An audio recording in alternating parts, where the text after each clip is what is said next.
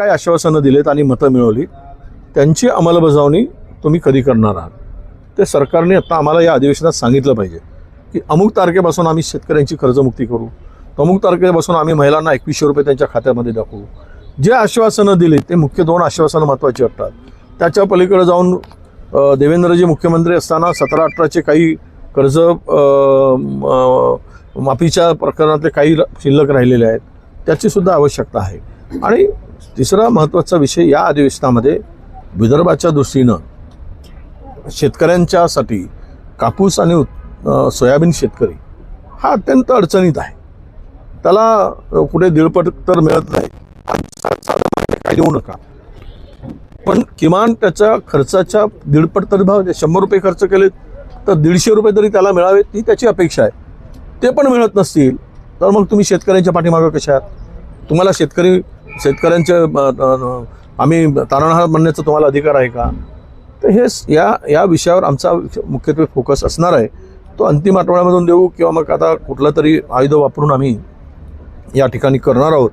पण मागणी मात्र पुन्हा सांगतो की कापूस आणि सोयाबीनला जोपर्यंत दर मिळणार नाही, उत्तम भाव मिळणार नाही, MSPचा भाव मिळणार नाही तोपर्यंत या अधिवेशनात सरकारला आम्ही धारेवर धरत राहू.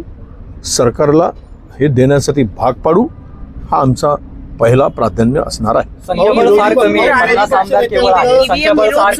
हे बघा असं आहे की महाभारताचं उदाहरण आहे. 100 कौरवाच्या पुढे 5 पांडव टिकलीत की. ते संख्याबळाचा इथे विषय नसतो, लढण्याची जिद्द आणि आमचा प्रामाणिकपणा हाच आम्हाला न्याय देण्यासाठी लोकांना पुरेसा आहे असं माझं मत. जनतेने बहुमत दिले आहे तरी देखील अजून शपथविधीच्या आमदारांना फोन केले. आज संध्याकाळी शपथविधी होणार आहे मात्र अजून फोन जातातच आहे. काय कशा प्रकारे बघताय महायुतीकडे यावर? नाही, तो त्यांचा प्रश्न आहे. तुम्हाला बहुमत मिळालं आहे, एकमत होत नाही, सत्तेच्या हिश्श्याची वाटेमारी सुरू आहे. हे नेहमीच मागची 2.5 वर्ष तेच पाहिलं आपण की हिस्सेवाटीवरून अनेक वेळा भांडणं झाली. आता ते मला वाटतं की जास्त भांडणं करणाऱ्यांचा बंदोबस्त करण्याची सुद्धा तयारी मुख्य पक्षांनी घेतली असेल. त्यामुळं फार काही आता मी नेहमी म्हणत आलो की यांना इतके फार काही स्कोप नाही आहे पुढच्यांना. तर अशा स्थितीमध्ये शेवटही किती दिवस राहील तिघेजण एकत्र हा खरा प्रश्नचिन्हच आहे. आणि आम्हाला दिसतंय की ज्यांना लाचारी पत्करून स्वाभिमान गहाण ठेवून ज्यांना सत्ता पाहिजेच या हव्यासापोटी ज्यांना सोबत राहायचं आहे ते सोबत राहतील, नाहीतर थोडासाही स्वाभिमान जागृत झाला की ते बाहेर पडतील. अशा एकूण आत्ताच्या राजकीय परिस्थितीतून आम्हाला दिसते. पाऊस पुरेशा संख्याबळ नसल्यामुळे विरोधी पक्षनेते पद कोणाला द्यायचं की नाही अध्यक्ष ठरवतील असं सत्ताधाऱ्यांकडून सारखं सांगितलं आहे. निष्पक्षपातीपणे अध्यक्ष वागतील असं तुम्हाला वाटतंय का? नाही, अध्यक्षांच्याकडून मागचे 2.5 वर्ष आम्ही पाहिलेत. आम्हाला अध्यक्षांच्या पदग्रहण सोहळ्यामध्ये आम्हाला कधी त्या पदाला संदर्भात आम्ही आमची भावना स्पष्टपणे मांडलेली आहे. आम्ही जे मांडलं आहे ते त्याही पलीकडे जाऊन विरोधी पक्षनेत्याचा ढकलाढकली न करता सत्ताधाऱ्यांनी ठरवलं. अध्यक्ष एका मिनिटामध्ये निर्णय घेतील. शेवट अध्यक्ष हे सत्ताधारी पक्षाच्या माध्यमातून नाव ठरवलं जातं, तो उमेदवार ठरवला जातो आणि त्यामुळं तो सत्ताधारी पक्षांचा उमेदवार ज्यावेळेस त्या पदावर बसतो त्यावेळेस ती जबाबदारी सत्ताधाऱ्यांची असते. आणि त्यातून पळवाटा काढून किंवा त्याला फाटा देऊन करायचं नसेल तर मग तिकडे इकडे ढकलाढकली करायचं काम जर असेल तर त्यांना त्यांची नियत करायची नाही हे स्पष्ट आहे. आज शपथविधी पार पडतोय. आज तुम्हाला काही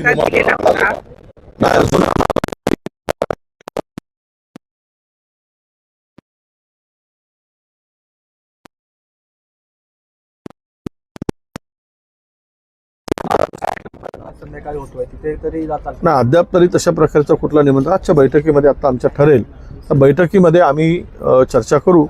निमंत्रण आलं असेल तर पुढे काय करायचं आहे ते ठरवून जाऊ.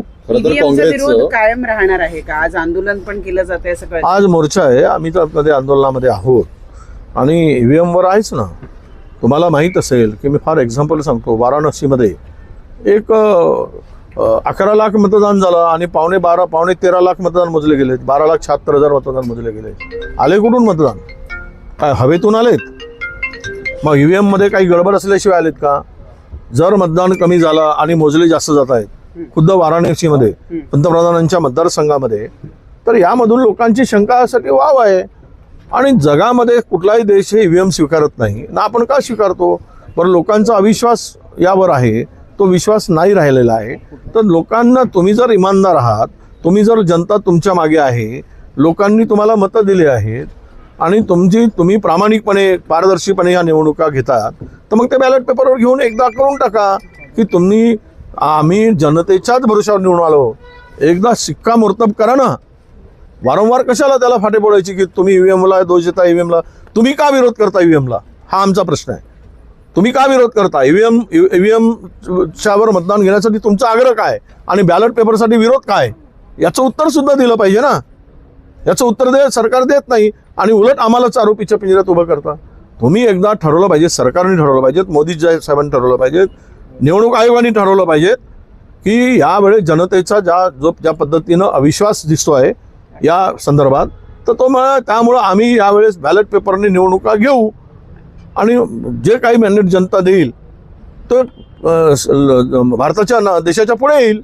पण ते म्हणतायत सर्व्हिस अधिकार निवडणूक आयोगाचा आहे. काय निवडणूक आयोगाचा आहे? निवडणूक आयोग बघा, सगळे हे मी पुन्हा त्याला सांगतो की निवडणूक आयोगाचा अधिकार आहे असं जर म्हणत असतील तर निवडणूक आयोग का नाही करत? निवडणूक आयोग कोण नेमला जातो? आता तर तिकडे जे काही बदल झाले सुप्रीम कोर्टापासून तर निवडणूक आयोगापर्यंतच्या नियुक्तीसाठीच्या समित्यांची तोडफोड केली गेली, ज्यामध्ये त्यांचा विरोधकांचा सहभागच ठेवला गेला नाही. त्यांना त्यांच्या सत्ताधाऱ्यांच्या मर्जीप्रमाणे ही सगळी संविधानिक पदावर बसवणारी माणसं निवडली जातात, ते कोणाच्या इशाऱ्यावर चालतात. त्यामुळं निवडणूक आयोगाने स्वतंत्रपणे त्याचा निर्णय घ्यायचा असेल तर तो घेतला गेला पाहिजे.